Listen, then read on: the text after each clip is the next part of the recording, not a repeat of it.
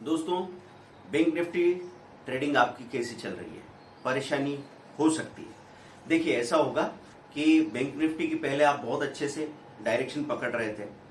जब शुरू की गिरावट आई तो आपने पुट खरीदा मंदी में, कॉल खरीदा तेजी में, पैसा मिल रहा था, सब चीजें ठीक ठीक हो रही थी। पर आखिरी 2 दिनों में इतना अचानक से रिवर्सल आया, इतना अचानक से गिरावट आई कि आप सोच भी नहीं पाए, और या तो पूरी अपॉर्चुनिटी चुक गए या फिर इतना बड़ा नुकसान हो गया जिसकी भरपाई करना मुश्किल हो जाएगी।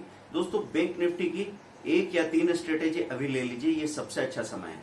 देखिए, कई बार हुआ ना कि आपने सोच रखा था कि ये कॉल खरीदना है या पुट खरीदना है, और आप सोचते रह गए, लेकिन वो आपके हाथ में आया ही नहीं। आपको लगा कि चलो लंच के बाद देखते हैं, और इतने में बाजार नीचे चला गया।